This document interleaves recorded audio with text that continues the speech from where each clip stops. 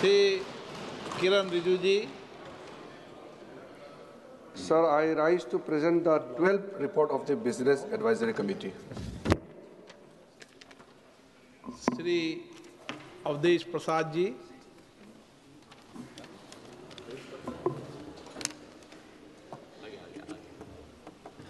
माननीय अध्यक्ष जी, हम आपके बहुत आभारी हैं कि आज एक ऐतिहासिक विषय जिसमें आदरणीय सदन में हमारे नेता माननीय अखिलेश यादव जी जो देश के भविष्य और कांग्रेस के नेता आदरणीय गौरव जी, प्रियंका गांधी जी ने अपने विचार रखे हैं।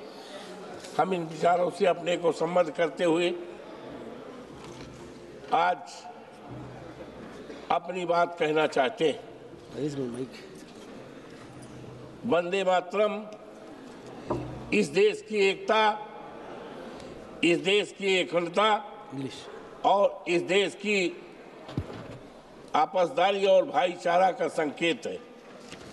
लेकिन आज अफसोस के साथ कहना पड़ रहा है कि आज जो हमारी सरकार है, चाहे उत्तर प्रदेश में योगी जी के नेतृत्व में, चाहे देश की हमारी सरकार हो, इस पर आज भेद किया जा रहा है, आज आपसी विवाद पैदा किया जा रहा है। अभी हाल में 25 नवंबर को माननीय प्रधानमंत्री जी अयोध्या में गए थे प्रभु श्री राम के मंदिर पर पताका फहराने। हम नहीं समझ पाए कि मुझको इग्नोर क्यों किया गया, हमें पास क्यों नहीं दिया गया, हमें उसमें शामिल होने का निमंत्रण क्यों नहीं दिया गया। ये मर्यादा पुरुषोत्तम राम के जो लोग हैं, ये अवधेश प्रसाद का अपमान नहीं है, बल्कि अयोध्या के प्रभु श्री राम के लोगों का अपमान है। और साथ ही साथ जो वंदे मातरम का संदेश है, वो संदेश अधूरा होता। मानवर, आज हम जब वंदे मातरम पर हमारे देश के लायक प्रधानमंत्री जी ने शुरुआत की है, और ऐसे समय में अफसोस के साथ कहना पड़ रहा है कि आज आजाद देश में इंसान को पेशाब पिलाने की कोशिश की जा रही है। इधर की कहीं दूसरे की नहीं है, ये लखनऊ स्थित काकोरी कांड जो शहीदों की धरती है, काकोरी में रामपाल पासी जो 70 साल के थे, बीमार रहते थे, मंदिर के किनारे एक चबूतरा था, मंदिर दूर था, बीमारी के कारण उनको पेशाब हो गया और बीजेपी आरएसएस के लोगों ने उनको बेइज्जत करके पेशाब पिलाने का काम किया। वो ऐसे समय पर जब देश में 20 तारीख को सारा देश दीपावली का त्योहार मना रहा था। हमारे लायक मुख्यमंत्री जी फैजाबाद गए हुए थे सामूहिक दीपदान कराने, उसमें भी मुझे नहीं बुलाया गया। ये संदेश नहीं है, ये वंदे मातरम का ये संदेश नहीं है। और इस देश ने मानवर अमृत महोत्सव मनाया है, लेकिन अमृत महोत्सव में जिनका देश की आज़ादी में बहादुरी भरा योगदान रहा है, वीरांगना उदा देवी पासी, जिन्होंने लखनऊ स्थित सिकंदराबाद चौराहे पर 36 अंग्रेजों को मार गिराया था और शहीद हुई थी, लेकिन उनका कहीं कोई नामो निशान नहीं है।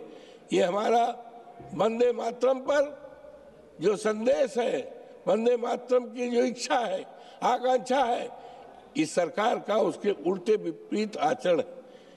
आज होना चाहिए था जब वंदे मातरम पर इतना 10 दिन का, मैं तो चाहता था कि एक विशेष सत्र बुलाया जाता और विशेष सत्र पर वंदे मातरम पर चर्चा भी होती और वंदे मातरम की इच्छा है, आकांक्षा है, वंदे मातरम जिस तरह का हिंदुस्तान चाहता है, जिस तरह का समाज चाहता है, उसके लिए हम खरे उतरे कि नहीं। मानवर, ये देश किसी एक जात का नहीं है, ये देश किसी एक धर्म का नहीं है। आप हमारे जनपद फैजाबाद, जिसका नाम अयोध्या हो गया है, वहां पर अशफाकुल्ला 27 साल की उम्र थी, उनको फांसी के फंदा पे लटकाया गया। जब उनकी माँ उनसे मिलने आई, आप किससे मिलना चाहती हो, तो उन्होंने कहा हम भारत माता से मिलना चाहती हूँ। उन्होंने कहा आपके इस शरीर को जिसकी मौत हो रही है कहाँ दफनाया जाए, तो कहा हम आजाद देश की धरती पर हम चाहते हैं। ये भावना थी मानवर, ये भावना थी। पंडित राम प्रसाद बिस्मिल, अशफाकुल्ला, राजेंद्र सिंह लहरी, ऐसे महान पुरुषों का, शहीदों का देश है। और वंदे मातरम इन्हीं सबके मेहनत से, इन्हीं सबके बहादुरी और वीरता से हुआ है। लेकिन आज उसके उल्टे आचरण हो रहा है। आज जब वंदे मातरम पर चर्चा हो रही है, हमारे देश में लाखों लाख करोड़ों नौजवान हैं, पढ़े लिखे हैं, उनके हाथ में कोई काम नहीं है। ये वंदे मातरम की मंशा नहीं है। मानवर, आज जात के नाम पर, धर्म के नाम पर, मजहब के नाम पर आज भेदभाव किया जा रहा है।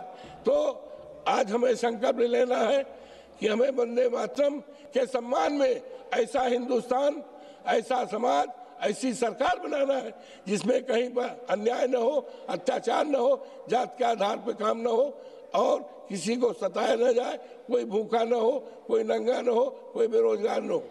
मानवर, आपने भी इस महत्वपूर्ण विषय पर हमें बोलने का मौका दिया। हम आप सबके प्रति बहुत आभारी हैं। धन्यवाद।